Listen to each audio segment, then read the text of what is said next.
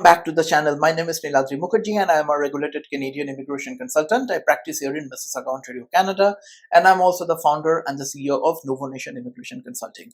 So if you are a PR, a permanent resident of Canada, or even a citizen of Canada, and are planning to apply for a visitor visa for your parents and are considering between whether I should go for a super visa or I should just go for a normal visitor visa, probably you will find this video useful. Now, more often than not, a visitor visa is given to anybody whose inclination or interest is to come to Canada and spend in one entry less than 6 months of time. A super visa only for parents or grandparents are for a longer time, and they are given an opportunity to stay with you for a period of 5 years without exiting Canada. So the super visa is a definitely more complicated process. It involves a lot more documentation. It's an expensive process. It is involved in medical. It does involve insurance and all the other things, making the process definitely a cumbersome, lengthy, and a complicated process as compared to super visa, as compared to a normal visitor visa. Having said that, generally speaking, based on my experience, and I do not really have a database to prove that this is the industry standard, based on my experience, the acceptance of the super visa for is generally higher as compared to a visitor visa, particularly if you're coming from India. Now, this is very, very regional, in my opinion, at this point in time, where the number of visitor visa rejections is at all time high.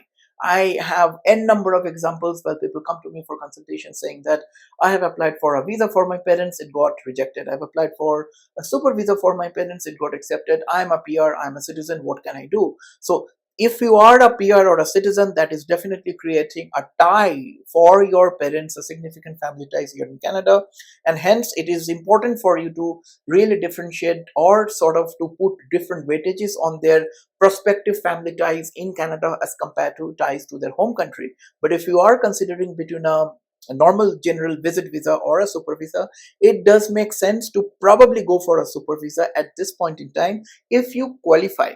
But having said that, it is super important for you to keep in mind that even if you apply for a super visa, even if you give the letter of undertaking or the letter of support, your parents will still have to follow all the obligations that come under a normal temporary residence, meaning that they will still have to prove that yes, they have enough money to pay for the trip. Yes, they still have to prove that they will return back to their home country after the specified period of your stay is over. So that obligations that usually come for a visitor visa under a visitor visa will still have to be fulfilled even if you apply for a super visa.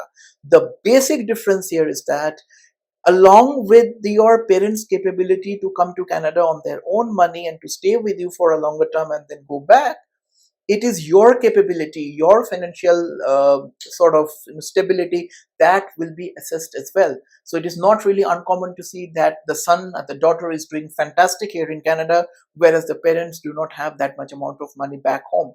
If you are in that kind of a circumstance, then probably super visa will be more beneficial for you as compared to a visitor visa. But if you're just a newcomer to Canada, regardless of your status, or maybe a PR or a citizen, you are probably not doing that much well, and your parents back home have a big house or an apartment, have significant bank balances, their retirement savings, etc., then it does probably make sense to go for a visitor visa as against the super visa, even if you as a PR meet the basic minimum income eligibility requirements.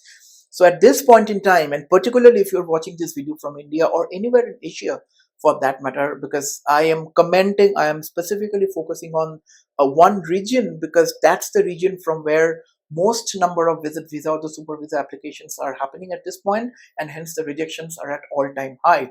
So it is very, very important for you to figure out what to go for, why am I going for this, and then to proceed with that application with the form of proper documentation, submission letter, explanation letter, and everything else. It is not a good idea, and I will stress it is definitely not a good idea just to apply once on your own, and then when you get a rejection, and then you're figuring out really, I should have done this, I should have done that. And based on the number of consultations that I take, I could figure out that that's really the most common circumstance where clients do the thing on their own when they get a refusal and then they come to us. It does probably make sense if you need a professional help. Now, you could be knowing everything. You know, if you know that, if you know what needs to be done, do it on your own. But if you have even the slightest of doubt, probably it does make sense to come for a consultation, to discuss your case, to take a professional opinion, and then to figure out how to proceed with the process. If you need our professional assistance with either a super visa or a visitor visa, fresh application as well as a rejection, book a consultation through our website www.nuvonation.ca, and we can take it from there. Hope this helps. See you guys in the next one. Bye now. Cheers.